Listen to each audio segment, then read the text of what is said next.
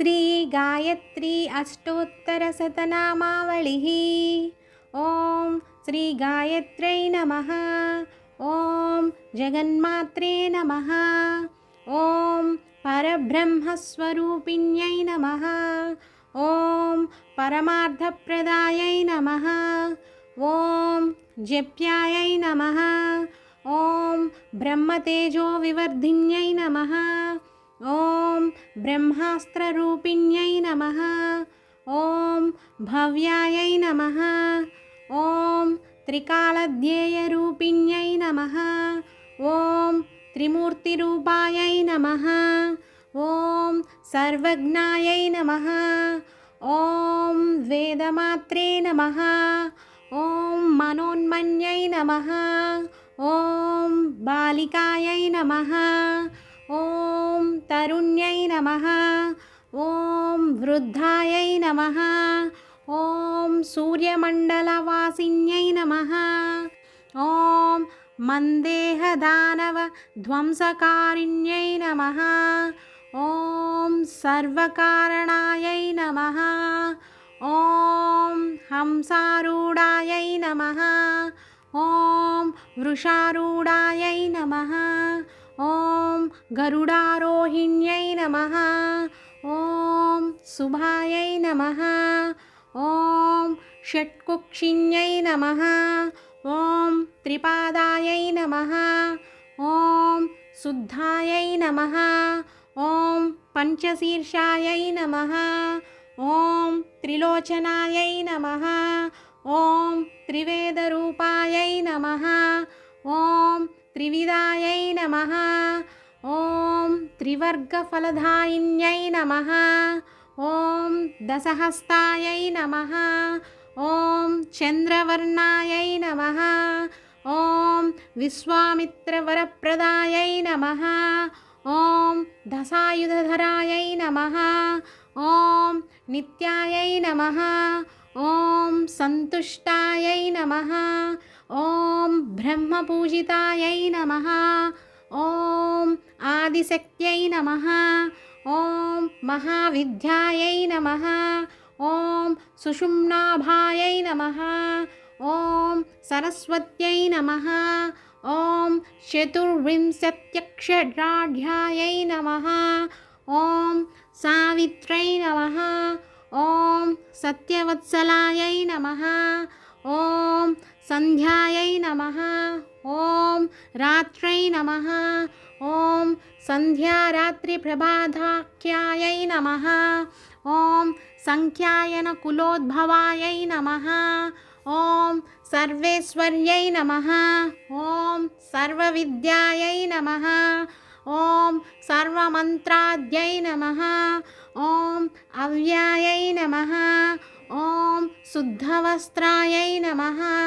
ॐ शुद्धविद्यायै नमः। ॐ शुक्लमाल्यानुलेपनायै नमः। ॐ सुरसिन्धुसमायै नमः। ॐ सौम्यायै नमः। ॐ ब्रह्मलोकनिवासिन्यै नमः। ॐ प्रणवप्रतिपाद्यार्धायै नमः। ॐ प्रणतोद्धरणक्षमायै नमः। ॐ जलाञ्जलिसुसन्तुष्टायै नमः। ॐ जलगर्भायै नमः। ॐ जलप्रियायै नमः।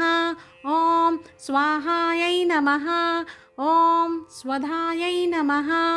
ॐ सुधासंस्थायै नमः। ॐ स्रौषड्वौषट्टड्वक्षट्क्रियायै नमः।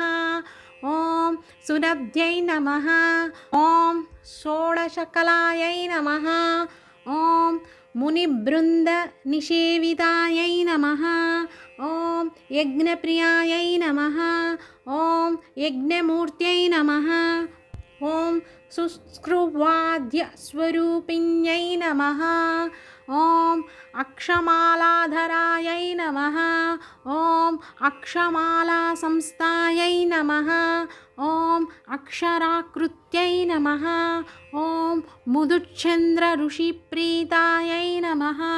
ॐ स्वच्छन्दायै नमः।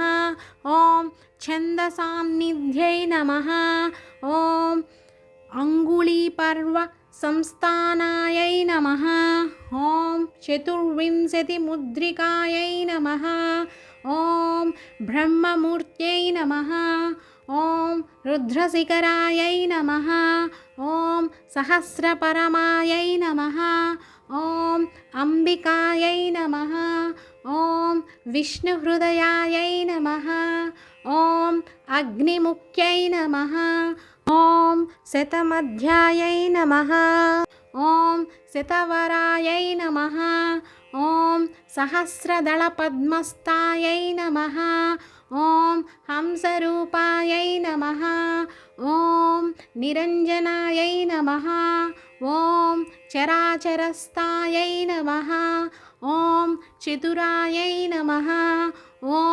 सूर्यकोटिसमप्रभायै नमः ॐ पञ्चवर्णमुख्यै नमः ॐ धात्यै नमः ॐ चन्द्रकोटिशुचिस्मितायै नमः ॐ महामायायै नमः ॐ विचित्राङ्ग्यै नमः ॐ मायाबीजनिवासिन्यै नमः ॐ सर्वयन्त्रात्मिकायै नमः ॐ सर्वतन्त्रस्वरूपायै नमः ॐ जगद्धितायै नमः ॐ मर्यादापालिकायै नमः ॐ मान्यायै नमः ॐ महामन्त्रफलप्रदायै नमः इति श्रीगायत्री अष्टोत्तरशतनामावलिः समाप्तम्।